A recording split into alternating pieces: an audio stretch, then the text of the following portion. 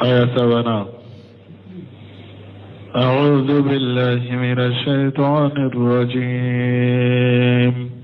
بسم الله الرحمن الرحيم. يا أيها الناس اذكروا نعمة الله عليكم هل من خالق غير الله يرزقكم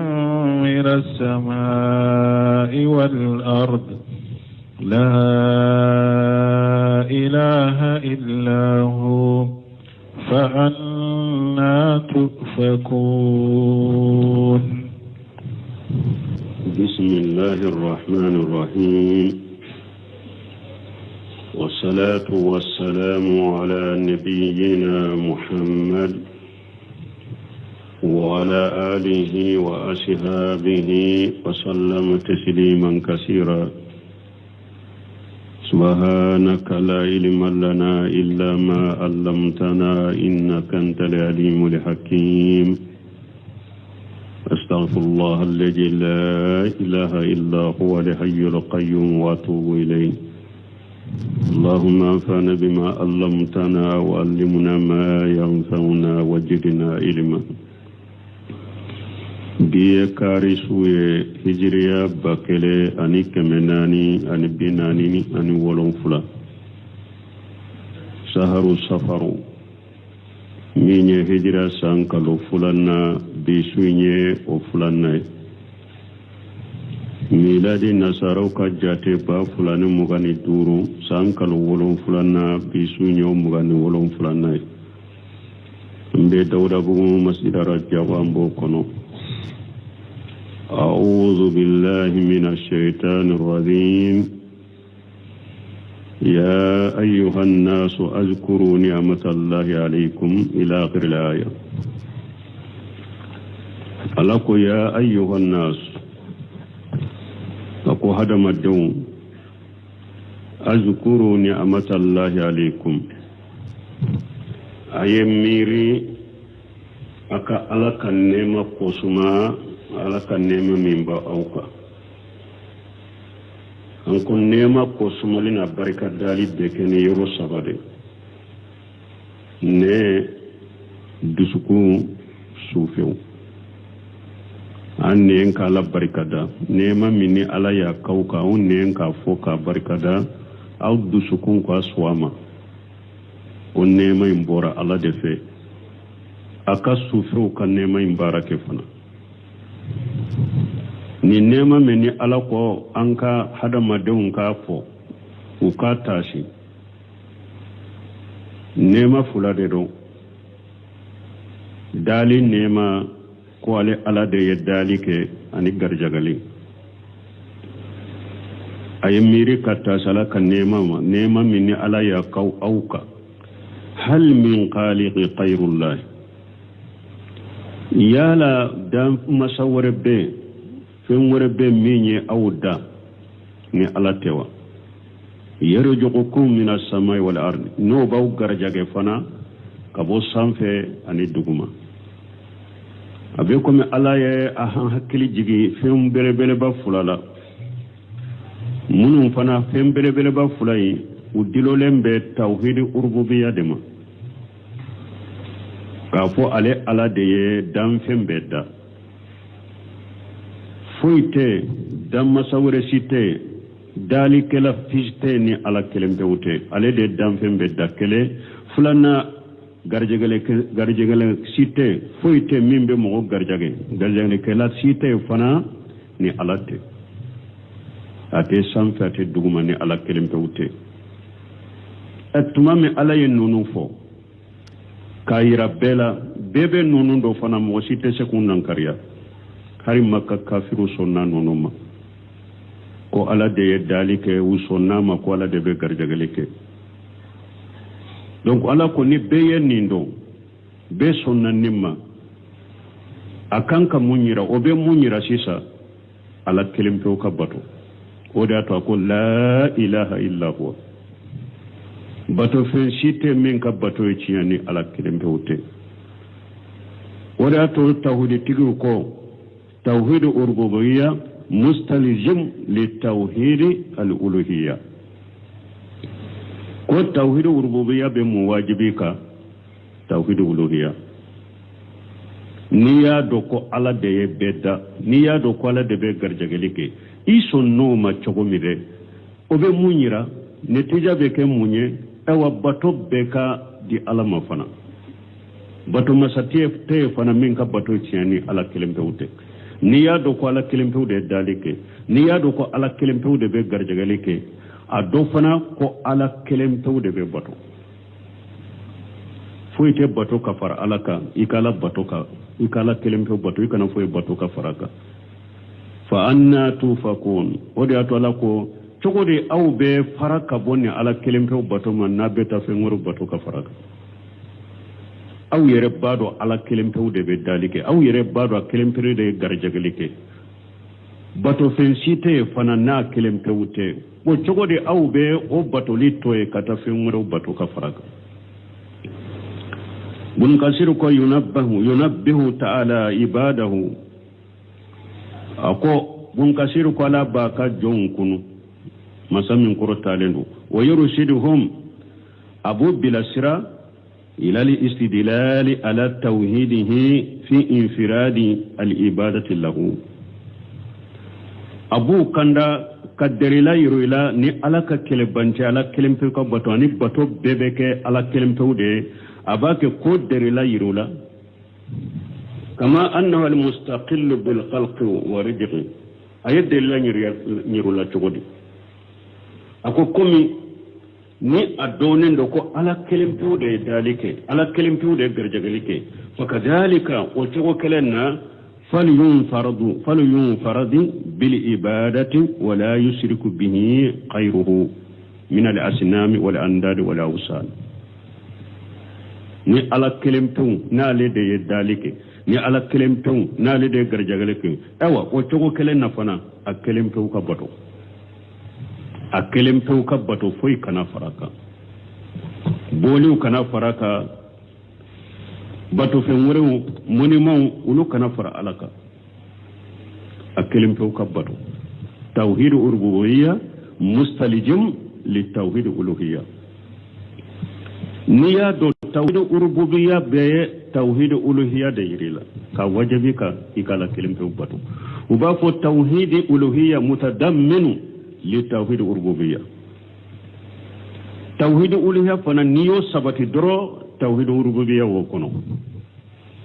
tawhid rububiyya fana niyo sabati fana abe min bilika tawhid uluhiyya umu fonne chogorela tawhid tingu wali atoli haja qala ninde kosalako la ilaha illa huwa fa anna tufakun ay fa kayfa tufakuna ba'da haja al bayan wa wuduhi haja al burhan jogori awbe sage kabo alaka batoma nin bangeli nin jeyali nin delilaw bangeli nin jeyali kofe wa antum ba'da haja ta'buduna li andara wa li awsana aw nin delila jelelin kofe a jeyali kofe a bangeli kofe aw be sage kabo alaka batoma chogodi kata bato fe mberoni monimo bato ku fara alaka chogodi nin delilaw bangeli kofe a jeyalin kofe awye aw beta fe ngore bato ka fara ala ka togori aw beta monimo bato ka fara ala ka togori nate ala kelembe bato wa in yukazzibuka faqad kuzzibat rusulun min qablik wa ila Allahi turja'u al-umur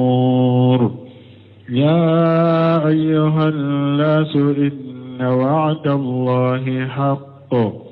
فلا تغرنكم الحياة الدنيا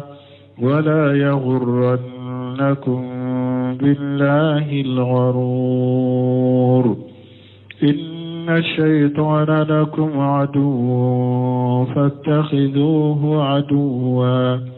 إنما يدعو حزبه ليكونوا من أصحاب السعير وإن يكذبوك محمد نمك كافر نوye galon tigaya galon tigale ma damina ela iddu suka suma uye ciidewu ngalontigeya eñe wodato ala ko faqad kujjibat urusulu min qablika nu ye e galontigeya uye ciidewu ngalontigeya eñe wa ila llahi turja'u l-umur tawa ko bebe sagi kata ala dema e ka sabali kamunu ko bebe sagi kata ala dema ya ayyuhan nas ala ko hadama dew inna wa'da llahi haqqu alaka llahi dunya cinyade alaka llahi du cinyado wala taqurrannakum al-hayatu ad-dunya jiya kanyana mayin anaka damu o kana umarasade wala yaqurrannakum billahi al-qarur marasalikala kana marasa kaw bila alala min ya shaytani inna shaytan lakum adu aw shaytani aw majjugude fattakhijuhu aduwa ay shaytani min aw jugu ya fana de shaytani ya kajugude aya min akajugu ya fana inma yadu hijbahu liyakunu min ashabi shayr shaytani ba ka jama wala pour akake jahannaba tasma menenen dunkeunde bunkasir ko yaqulu wa in yukajjibuka ya muhammad haula mushrikuna billahi bunkasir ko ako alako ako nuyu galontige ya muhammadu ni mushrikun munu nye mushrikiya kene alayka fengure bato kafara alaka nuyu e galontige ya wa yukhalifuka fima jitahu bihi min at-tauhid ni yusoso fana ini tauhid min nanuma uyusoso ola umaswama falaka fi man salafa qablaka min rusul uswatu cide munun temena enye no ewa la digali kera iye cide unna munun temena enye mana cide munun temena enye ulu la dege فإنهم لفل كذلك جاءوا قومهم بالبينات وأمرهم بالتوحيد تيدم منون تمنا إني وشكو كلنا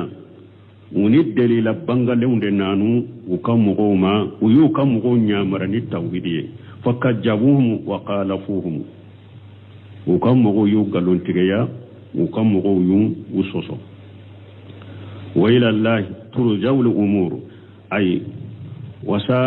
نجزيهم على ذلك أوفر الجزاء أكاد كوكو ببساقي كتاني على دما مانا يوم القيامة دو وبساقي كانني على مقيامة كنكا مبو سرا دفلنا منو يتشيدون قالون تكي مبو سرا دفلنا أو فيمو فينتمنا فنا ne ala yenka cidenw ani mogo munu limananiw ye nye ulu kiside munu nyu galontiya nyu halaki donc wi fana ka sabali cide munun temena enye unno mina ikasabali ثم قالوا كفلك يا أيها الناس إن وعد الله حق أقول هذا ما دو على كان الله يدو يتشيني أي المعاد كائن لا محالة ساقلي قيامة أبك كما تلايري وبكده كساقي كتا قيامة كقنو قيامة كنوكا وبك لا محالة كما تولا فلا تغرنكم الحياة الدنيا جياك نينما ينكنا ومرسا علي أي إيسة دنية بالنسبة إلى ما أعد الله لأوليائه واتباع رسله من الخير العظيم أو جياك نينما يا مجغل من فلنيني جياك نينما يا دامو كيرا چغو لا غرا تاكرو في تنيدو ala ye nema min bila ka jonyumaw ni aka walijuni aka cidenw ewa ntugu bagawe ala ye hera ba min bili unye lagara jiya tayo koro femma jigne no fenninde wala tatalahu an zalika albaghi bihaji jahilati faniya awa o nema tole min bil lagara nema minni abeto ni donala ya abika kudai nema min fulenye na teto ni nema do jiya irifere min na te to abeba o kana usugula kawbo nema min beto lagara o kana usugula kabo made jiya kan yana maya min fule ni na beba jiya kan nema min fule ni na beba ate to o kana usugula kabon nema man nema minye bada bada inate bo hada madinka minye lagara ka nema wala yaghurrannakum billahi alqarur wa huwa ash-shaytan marasali kelain kana marasade minye shaytane qalahu ibn abbas radiyallahu anhuma ibn abbas yode fola kajje kabu fla bema ko marasali kelain nye jonye shaytane ay la yaftinannakum shaytane kana fitina ويسرفنكم عن اتباع رسل الله وتصديق كلماته ni shaytane be aw sage kabo alaka cidon tugunyoma anika alaka kuma ciatigiya shaytane kana yelema kabo kade fa innahu qarraru kajabu afaku shaytane yamara sirikala de shaytane galon tigala de shaytane galon jugu tige bagade galon jugu fo bagade shaytane wa hajil ayatu كالآية التي في آخر اللقمان ni aya be comme ni aya minna na suratul luqman al-labanna alaqu fala taghurrannakum al-hayatud dunya wala yaghurrannakum billahi al-gharur suratul luqman al-laba awa alaqu jiyan yana ma yadda mu'min fulani nya kana marasali kalain kana marasani alayde min ya shaytani qala malikun anni jayd ibn aslama huwa shaytan maliki kabo jayd ibn aslama ko shaytani marasali kalai ko shaytani de do kama qala al mu'minuna lil munafiqina yawm al qiyamah hina yudrabu komi mu'minu ba fo munafiqu ye to komi yawm al qiyamah do tuma minni koko cira uri nyugonce ni ala ko duriba bainahum bisuri lahu babu batinu fihi rahmatu wa jahiruhu min qibalihi al azab yomal kama don mu'minu ni munafiqu ce kogo do de becci uni nyugonce kogo yi akonona o yenne made akene mala la jabade be yunadawunahum alam nakunu makum ni okera munafiqu bu yere to kogo yin kofe kam mu'minu wala kogo konona na uba fo yala antum faralentun tawka jiya kunuba qalu bala mu'minu ko kanto jiya kuna faralentun bankai walakinnakum fatantum anfusakum me aw niu nyaw aw fitina wa tarabbastum waratabutum aw ye wa makononike ni mu'minu ye kam mu'minu makononi ko jugude kusoro aw shikra akadina lade wa gharratukumul amaniyu nataw yawm rasa hatta jaa amrullah fo alaka nyamaru kannana wa kharrakum billahi alqarur marsali kale shaytan yawm marasani alay wode ya to bi kogo cira anni awce je kono mu'minu e munafiqu be mu'minu cela abede be nyogon fe me qiyama la bu faraka bo nyogon kogo do de be bilaw ni nyogon ce mu'minu be kogo kono na minna nema be munafiqu be kogo ko fela minna la jabade be munafiqu be mu'minu wele ka fo yala kanto jiya kono an faralentun ta au kawa uba ko afaralentun be an ka jiya kono de me au nu nyaw fitina aw ye ewa ko jugude makkono ni mu'minu ye aw shikaraka dinala nataw ya aw marasa fo alaka nyamaru na nawma ni sayay ni qiyamay marasali kalen fana ya marasa minye shaytane ode ya to bi annaw faralaka bo ngon summa bayyana ta'ala adawata iblis li ibn adam o ko fe alaye iblis ka juguya kata adamama alayo banganye masamin korotalen فقال لكم إن الشيطان لكم عدو فاتخذوه عدوا أكو الشيطان يوم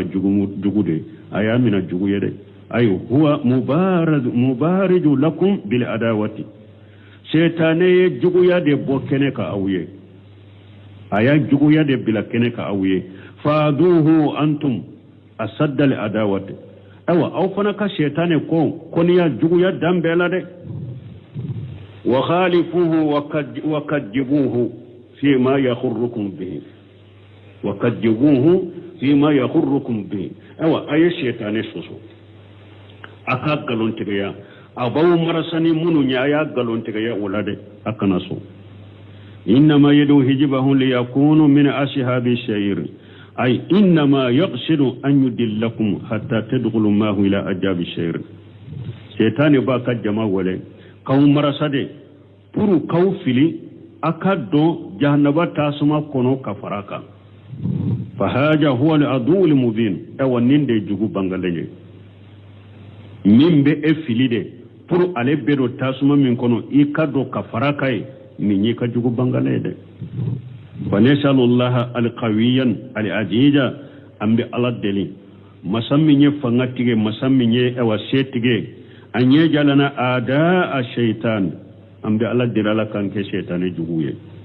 wanyero jukuna itiba kitabihi ambe Allah dele ala kangar jage aka kitabun tugu nyugunama katugu kitabun ko ambe Allah dele ala ko kanye wa iqtifa bi tariq rasulih wal iqtifa bi tariq rasulih ambe Allah dele fana akanke akachiden kasira minabai innahu ala ma yasau khabiru ni ala ye min kanu aboke o bil ijabati jadiru ewa alaka kan hadama den jabuli fanai wa haji ka qawli ta'ala nimbe ko me alaka kuma masamin koro talendo wayje qulna lil malaikati sujudu li adama waqati fo waqati mi ninne alako malikaw ma yasujudu bi adama fasajadu illa iblisa malika be yasujudu bi adama fo iblisa istisna munqata iblisa lakinni iblisa bannaka sujudibbi parce que iblisa malikiyate atumbe malikiya ucede la sanfe kala bato ka faruka men malikiyate wadi ato doni ko illa iblisa istisna munqatim mana lakinni iblisa me iblisa ale masujudibbi sino iblisa tem malikiya ibuna bas ko iblisa madelika ke malikiya nyaatu guna yele أنا سورة الكهف كنو إلا إبليس كان من الجن سورة الكهف كنو على قوي إبليس كو جنة ديرو ملكياته والشيطان إبليس لما سجربي إلا إبليس كان من الجن إلا إبليس أبي يريو ويا يريد بامبولو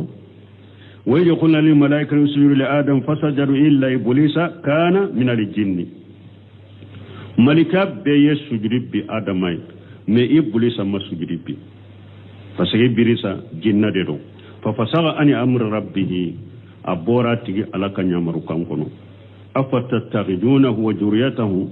awliya min duni yala aw be shaytane na ka juriya bonso aw be ulude mina ku kaw bisinyoye kanne alatowe wa hum lakum adu kasoro shaytane na ka juriya na ka ewa juriya wuluye aw jugude bisalil jalimina badala falefun tiana falefe o tiana to nyari kala bolode mana ni alaka bisi nyoya ni yo fali shaytan na ka bonso bisi nyoya dela falefe minke fe bisi nyoya shaytan na ka bonso bisi nyoya mi ni alata falawla iye afale minna alaka bisi nyonya fale minna iya fale fenna bisi nyonya la minka jugude الذين كفروا لهم عذاب شديد والذين آمنوا وعملوا الصالحات لهم مغفرة وأجر كبير أفمن زين له سوء عمله فرآه حسنا فإن الله يضل من يشاء ويهدي من يشاء فلا تذهب نفسك عليهم حسرات إن الله عليم بما يصنعون وكفي على نانا مغو تلا يرمى فلا قيام الدون أي مغو تلا يرمى فلا على قول الذين كفروا لهم عذاب شديد مغو منون كافر يرى قيامة كنك الله جابا بقولوا يلا جابا منك جلي نيني جمع فلوي والذين آمنوا وعملوا صالحات mogo munu limanani ala ye limaniya tiɲalama wa amilu salihati ka sufew fana ye baara ɲuman kɛ baara kalasila ala ye a bɛnna ciden ka sunna ma laysa al-iman bitahalli wala bitamanni walakin ma waqara fil qalbi wa saddaqathu al-a'mal al-hasan al-basri yode fo akol limaniyate nata ne mu'mine de ne mu'mine akom limaniyato ye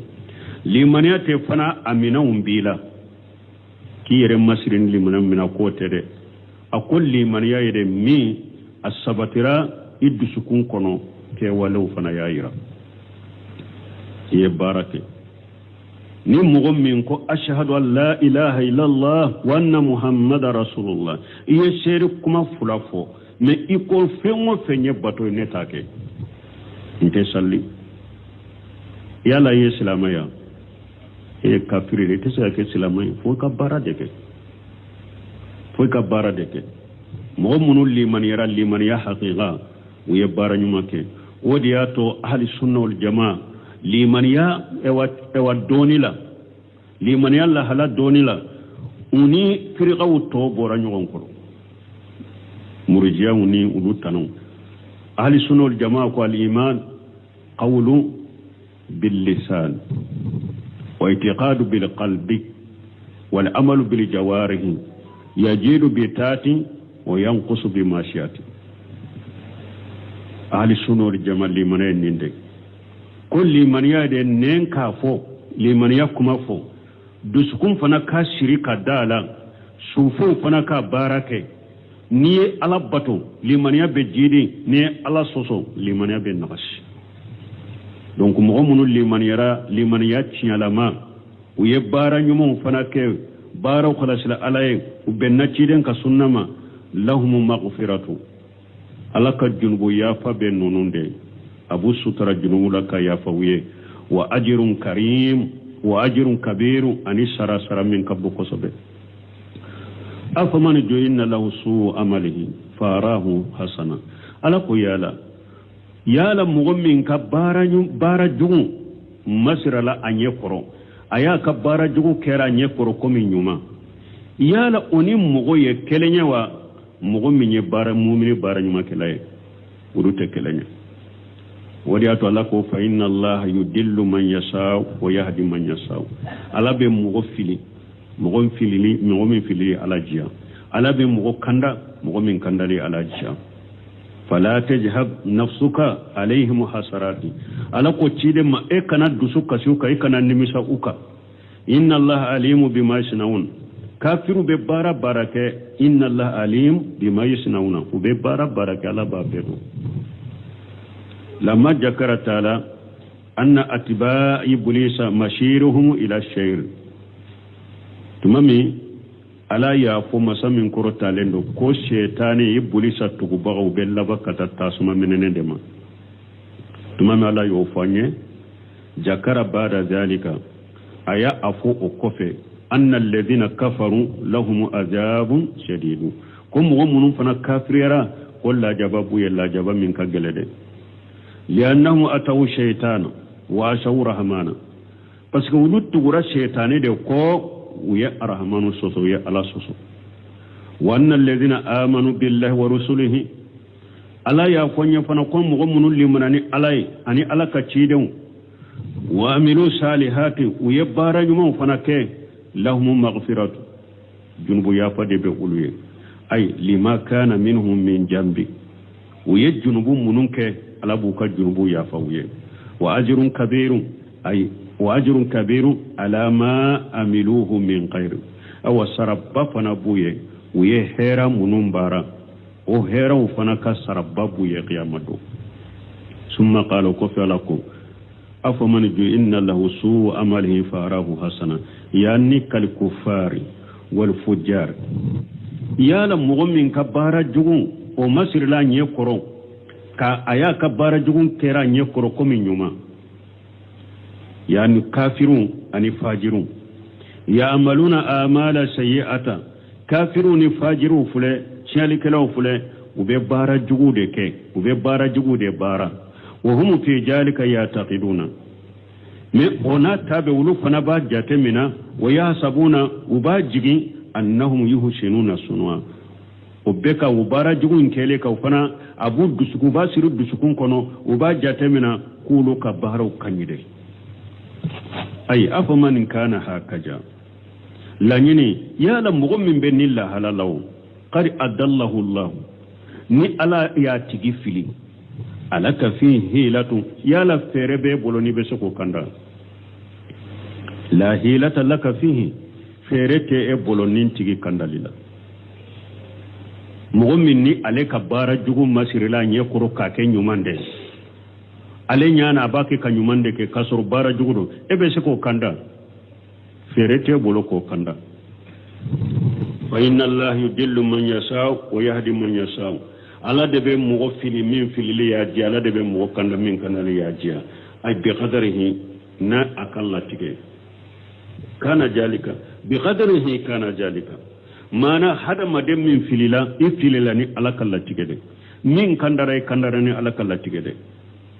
fala tajhabu nafsuka alaihim hasarati ay la ta'safa la jalika kana dusuka sini oye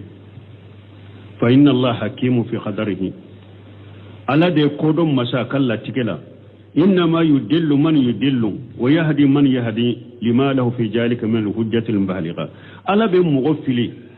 ka ayem min fili ala be mughkanda ayem min kanda ni ewa huja bin selendo adama wal ilmin tammi ewa ala bakeni akadoni dafalende fana ayem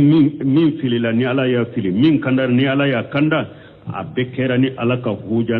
ne alaka hikmana ka huja min selendo adama ana ka doni dafale wali haja qala taala inna allah alimu bima yasnauna ninde koso ala ube bara mununke ala bodo abu kabara udo an abdullah ibn amri radiyallahu anhuma arisana abdullah ibn amri bolo alaka je kabu fula be maqal samaitu rasulullah sallallahu alaihi wasallam yaqulu ko alayya malaka ciden bafo inna allah ta'ala khalaqa khalqahu fi julumati ko alayya kaddam feunda dibidela summa alqa alayhim min nurihi o ko fa ya kan noro ayabilu uka faman asabahum min nurihi yawma yaji faghrihi tada wodo alaka noro ye mu'minun soro o kandara wa man aqtahu minhu dalla wodo alaka noro ye mununje udu fidila فلذلك أقول جف القلم على ما علم الله عز وجل أقول كوسو لبافو كلمو جارا فينك على بميندو كلمو جارا فينك على بميندو مانا كلمو يميل لاتيجي أيوة كمين سبي نيبابينا جارا لاتيجي ولا ودبكي ala ya latige ka sabe ko min be kanda be kandale ala ya latige ka sabe ko min be fili e be fili de me o fili min fona fule ni nye ni ay janga katara yomal kama do fana awa ala te jala dide ka fo aw yere ko ala de be mo fili mo min fili ala de ala tige ka fili mo min kandara ala de ala tige ka kandara ala de ala tige ka fili ni ala taraka la jaba ola ya la ma tonyowa ta'ala allah an qawlihum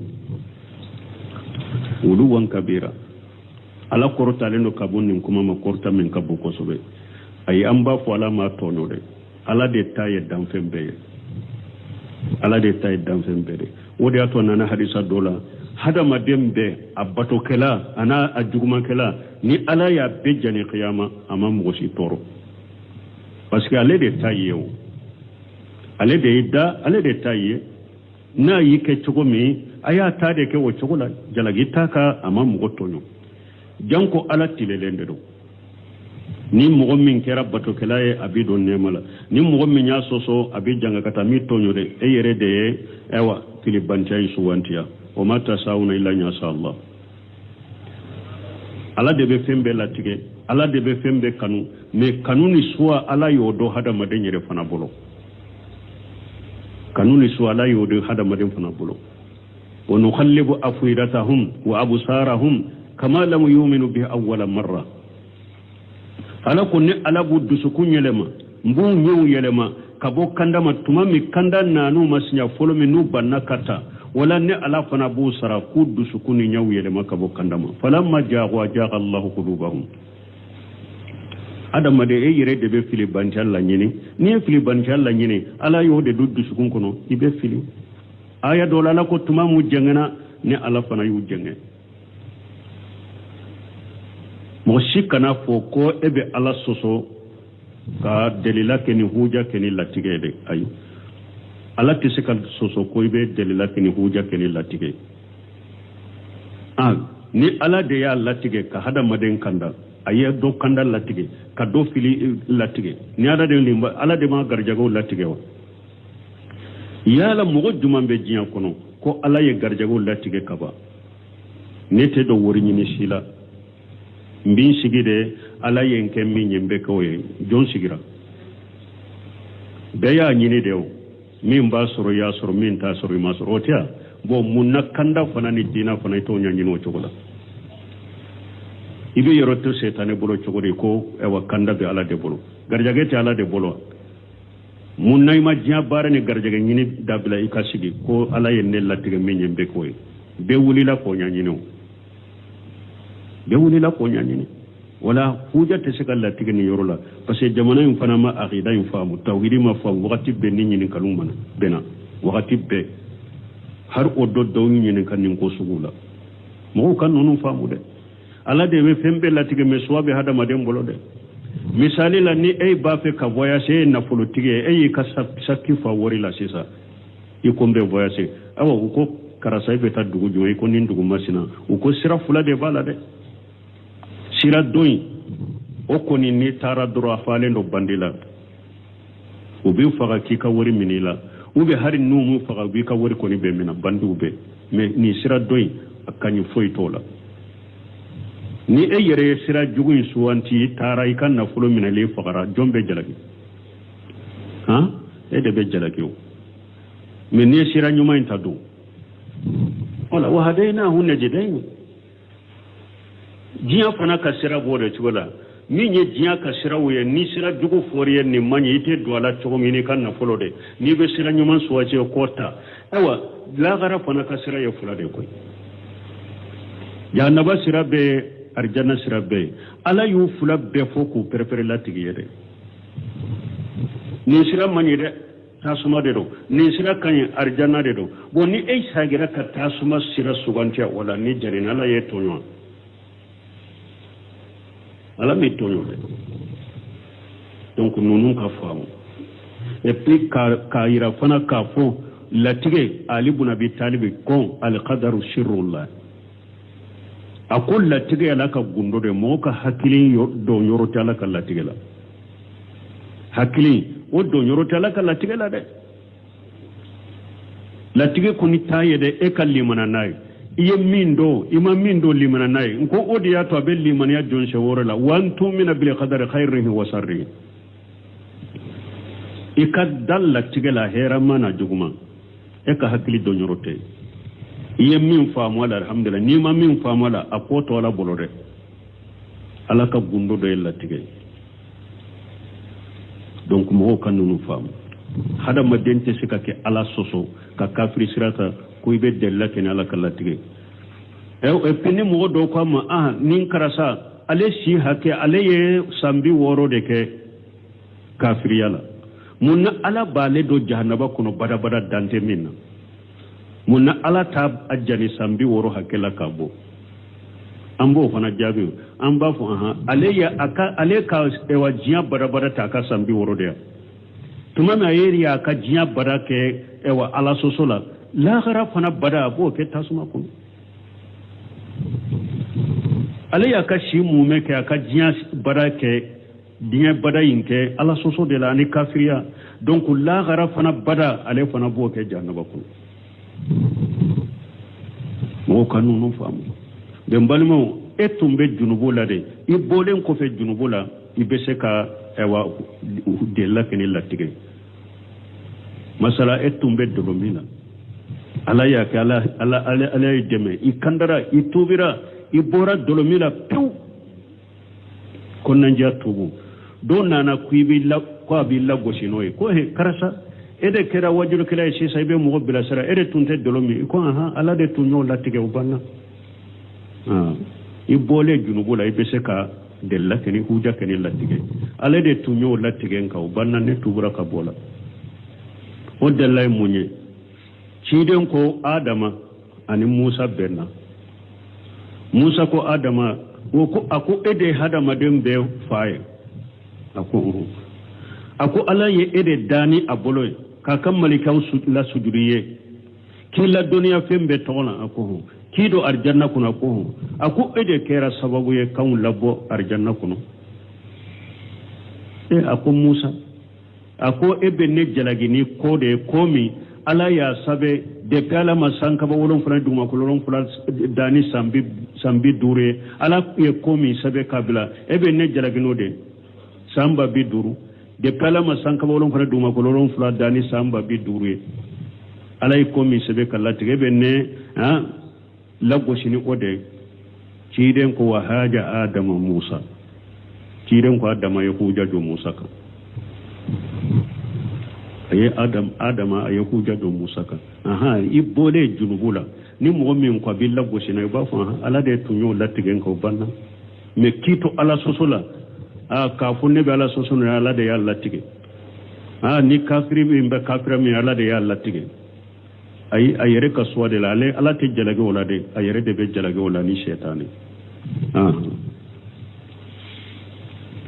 والله الذي أرسل الرياح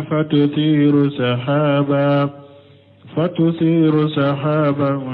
فسقناه إلى بلد ميت فأحيينا به الأرض بعد موتها كذلك النشور من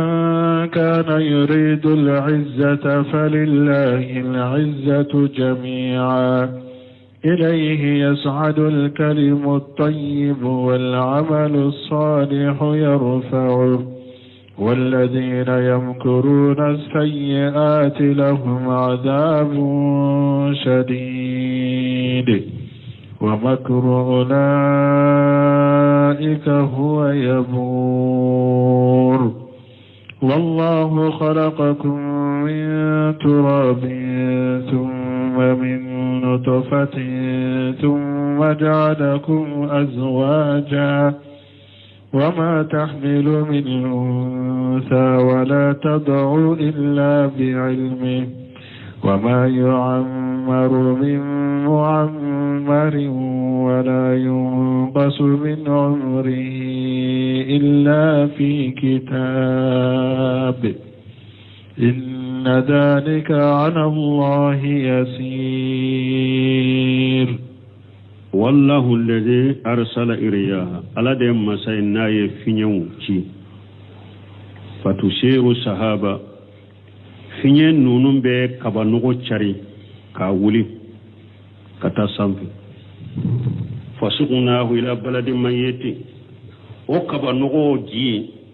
ne ala beta dugukolo mina dugukolo mi saleno mana dugukolo min jalendo fa hayina bihi al-arda ba'da mautiha ngeta kaba nugo inke ka dugukolo mi salendo kata o minaye fa ahyayna bihi al-ardha ba'da mawtiha beddugo kolon yanamaya ni jinye dugo kolon salen ko fe kazalika an-nusur awa dugo kolon jalen ko fe ninne alaye sanji jigaka ka nyigi ka yanamaya ka falen fen bola chogomi de awa yawmal kama do hadama don fana bebo kaburu kono chogodela man kana yuridu al-ijjata awa ala ko ni mo min be korotare nyini falillahi al-ijjatu jami'a awa korota be ala de taye korota nyini ala fe anyini ni ala kabato korota te damfe bolode ni ba fe ka korota be ala de taye korota te damfe bolo ala bato korota nyina tigife ika ala bato ala ki korota إليه يشهد الكلم الطيب بارا وكما يمون وبيل كتا علما والأمر صالح يرفعه بارا يمون فنا ala bu fana korta kata alama abdurrahman sadi be tawsir fula fonina tawsir fula ko kuma nyuma be korta kata alama sanfe wal amalu salihu yarfahu awa ako chogo kelena fana bara nyuma fana be korta kata alama sanfe komi kuma nyuma be korta kata alama sanfe chogo mi bara nyuma fana be korta kata alama sanfe nye tawsir fula tawsir fula na ko do ko kon bunkasir nonum bode fo ilayhi yashadu kalmu tayyib awa kuma nyuma وبيلك على مسانفه والأمل صالح يرفعه مبارا نيمو دي بكما نيمو كورتا كتا ني كما نيمو فو ني بارا نيمو تي بولويكا كما نيمو بي ساغيما وتتا من ني كما نيمو فو يه بارا نيمو كي يكا بارا نيمو دي بي كما نيمو كورتا كتا سانفه والذين يمكرون السيئات مغمنون بيت ايوا بارا جوغو كي لهم عذاب شديد لا جاب دبه ولو يمين كغله ومكر اولئك هو يبور او كفر نو كدبلي ابebe chiade mo munum be ko jugu de dabali tige la ko jugu kulu de dabali tige kata dinama kata alaka dinama ni chidun la jaba gelende bu ya qiyama ewa o kadabali no ka fere tigele bebe halakide abebe chiya ate irisu bolo والله خلقكم من تراب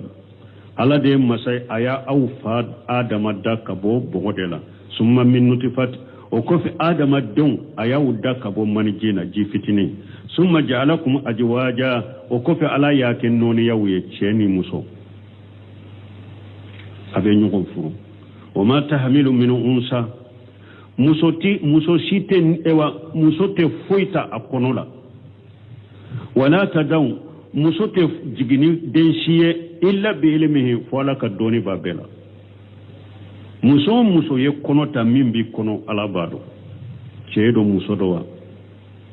kanda bagado fili bantiro arjanna deno jahannaba dendo bara nyuma kala do bara jugu kala do jogo nyuma tigido jogo jugu tigido alabado muso site jigini den siye ni alate mindo wama yu'ammaru min mu'ammari mote si dan si soro مغو يسيجان سرو